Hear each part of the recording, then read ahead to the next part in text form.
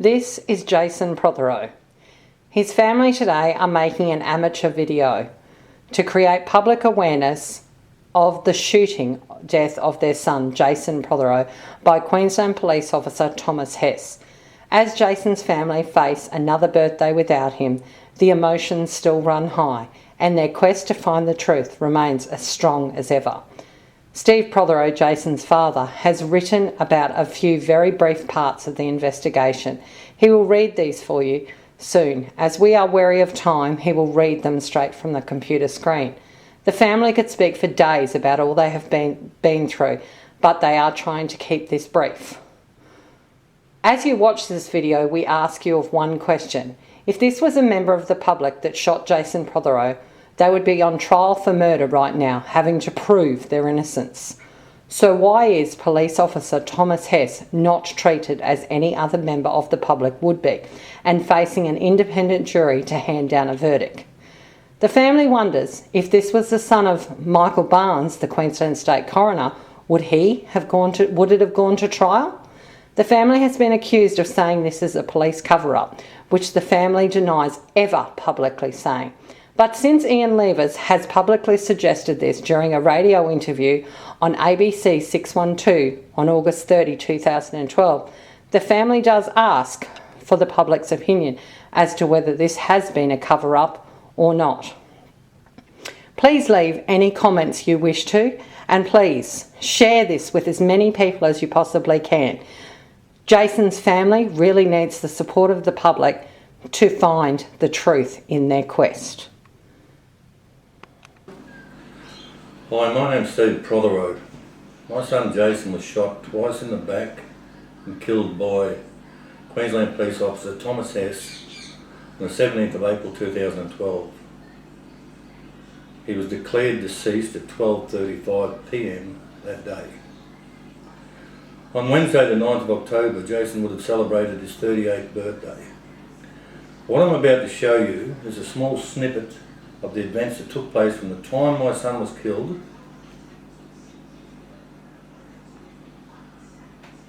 to the findings of Coroner Michael Barnes on the 14th of June 2013. This is a very, very brief extract of our story, which I would like to share with you in memory of Jason.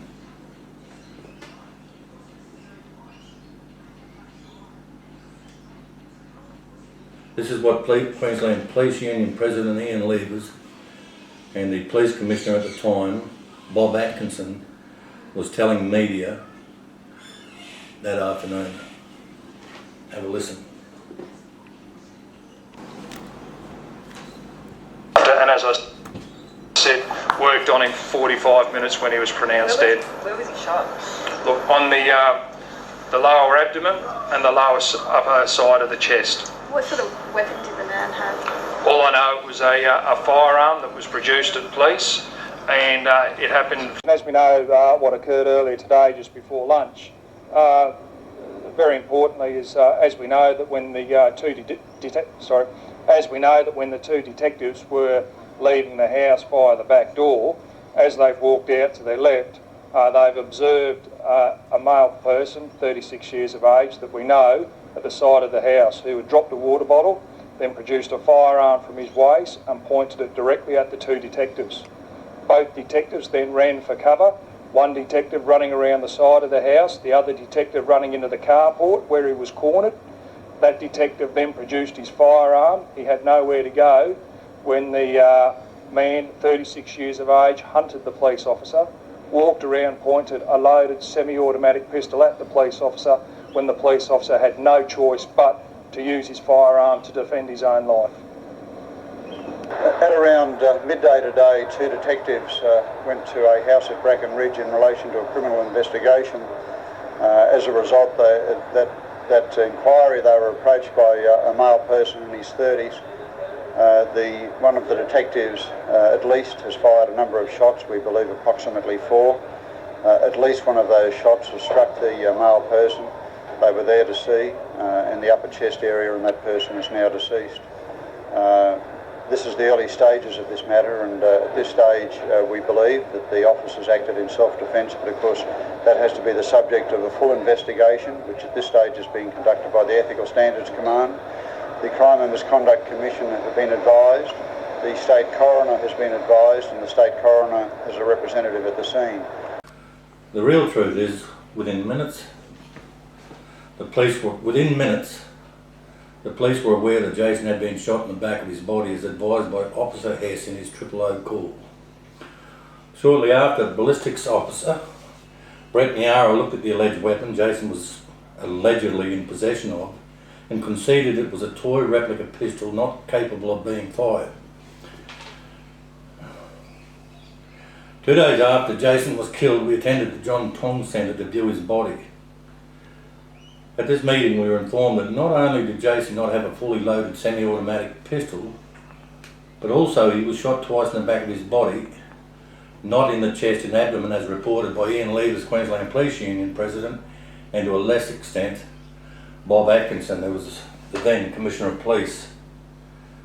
At this time, officers from the Ethical Standards Department alleged to us that Jason had in fact held a replica toy pistol not being capable of being fired.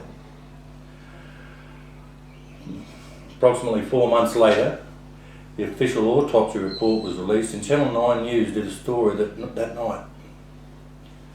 Police Minister Jack Dempsey spoke to the media. This was the first time the Australian public became aware of the reality and the loneliness my family was facing. Knowing the truth since day 2 after Jason was killed, we kept quiet as we were asked to by the Ethical Standards officers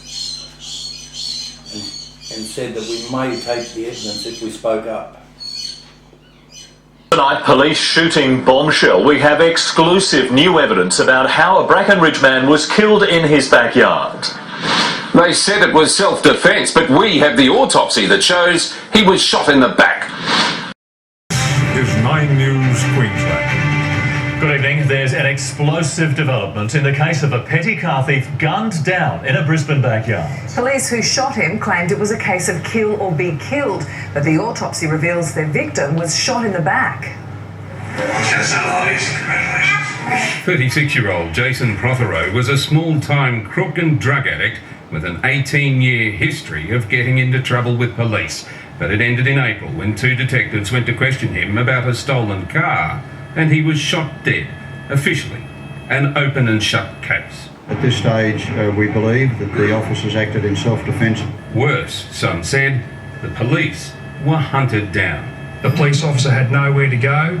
He was trapped in the confines of the carport, and his only option was to use his firearm. Otherwise, he may have very well been dead himself. It was a version the only witness disputed.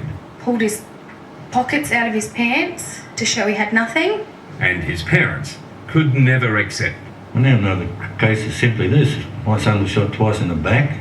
Documents obtained by 9 News suggest the family was right.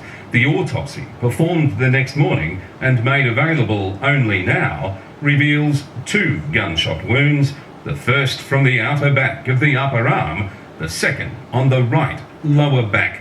Completely contradicting the detective's official version, the report says it would be difficult, if not impossible, to reconstruct how these shots were sustained in the circumstances as described by the police. The matter is being thoroughly investigated. Ethical standards are currently still investigating that issue, and I have full confidence that the matter will be investigated in an open, in a transparent way. It's 4 months to the day since the shooting. The family wonders if the investigation would be faster if the victim had been the policeman.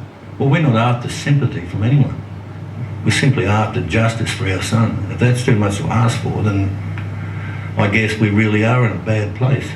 30th of August 2012, a radio interview was conducted with Steve Austin on the ABC 612 with myself and Ian Leavers, Queensland's Police Union President.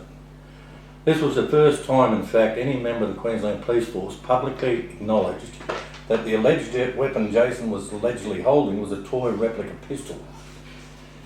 In looking at final submissions at the coronial inquest, the coroner's own counsel and right-hand man, Mr. Peter Johns, was very adamant that very little weight be placed on the testimony of Troy Weston, the partner of Thomas Hess, And that was it, especially in regard to as whether Jason was in fact pointing a weapon at Thomas Hess. He in fact said that one would have serious doubts as to whether Troy Weston in fact saw anything that might have been a gun or any other object in Jason's hands. I'd also like to point out the submission made by Peter Johns and the evidence given by Crystal Sin, the only non-police eyewitness who was there when it happened. In his submission, he stated there is no basis you would comfortably find or find at all that Crystal Sin is lying. Based on all the evidence, documentation and interviews, we have, my family and I, have concurred with these submissions made by Peter Johns.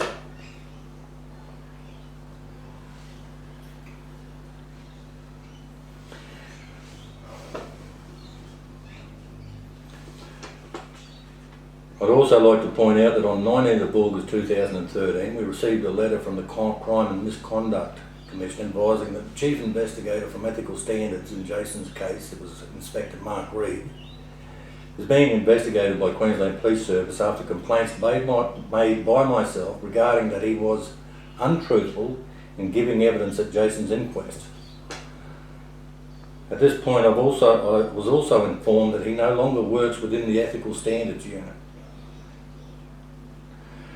From the outset of this horrific and public event that has torn my family lives apart, we've tried to stand firm on one thing, and that's finding the truth. Given all the facts that I've just shown you, we knew from the start that we were facing an uphill battle to find the truth. We put our trust in a system where one man has the right to judge and rule with no consequences whatsoever. The coroner's findings is that of one man's opinion. I believe this case goes far beyond the shooting death of my son. One man by himself should never be given the power this man holds. It's an insult not only to this family, but to justice itself. 5 days after handing down his findings, which I've dubbed the Book of Lies, the coroner gagged the media, myself or any other person from publishing the real evidence that I believe needs to be shown to prove beyond any reasonable doubt that Thomas Hess should face a trial by jury, and all of the evidence be not only heard but tested properly so that the Australian public can see and hear the truth and make their own minds up. If the Department of Public Prosecutions continue to ignore the facts and evidence of this case, then I will indeed commence private prosecutions against Thomas Hess, Troy Weston and other officers involved in untruthful statements made in court. I'll do my best to keep the public updated as often as possible, and I ask that you share this video with as many people as possible. Read from this any longer. The reality is simple what happened to us. Put yourselves in our position. Because one day it could, and hopefully never. Hopefully it will never happen to you, but somewhere, one day, someone else might have to live through what we lived through. All we were after was the truth. And we are far, far from knowing the truth of what happened. It's all right for the coroner to just make his decision and then he resigns his job and leaves town. Well, I don't give a rat's ass about the coroner's decision. I don't give a rat's ass about the horse he rode out on. All we're after is the truth. How hard is it? Why if Jack Dempsey clearly said it would be open and transparent investigation, yet 5 days later shuts the book on it, stops everyone from knowing the truth? What's happened here could happen to any of you. Justice needs to be done. It's that simple. The truth needs to come out. It is my son's birthday today. I'd like to leave you with a small tribute. Thanks for listening.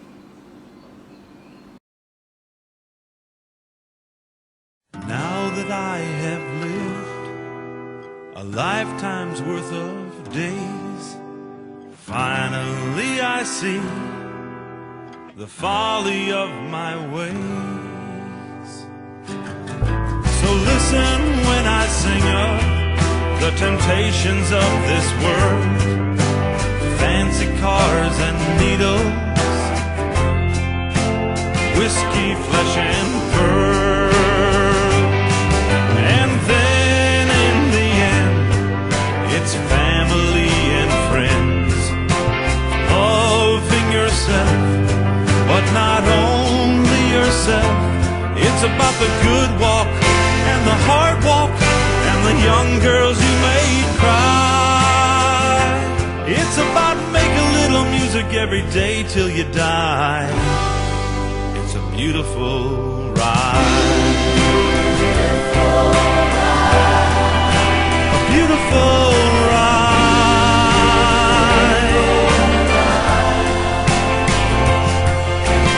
Beautiful, beautiful ride. As I stand on the precipice of death, my perspective is enormous. Every leaf, every cloud, I see the hands which have formed us. And some days all you got is a nighttime graveyard walk, and you whistle some sweet melody to the ghost down at the dark. Singing to your hand, lead the marching band. Don't you let them fade your colors gray, 'cause when all is said and done, when youth is spent and burned, you'll see that it's all about music, flowers, babies, sharing the good times, traveling not just for business, accepting your mortality. This is finally what I've learned. And then in the end, it's family and friends, loving yourself, but not only yourself.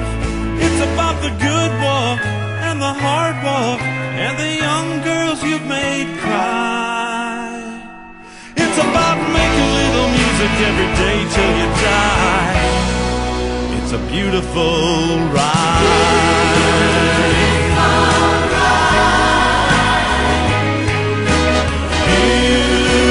Beautiful,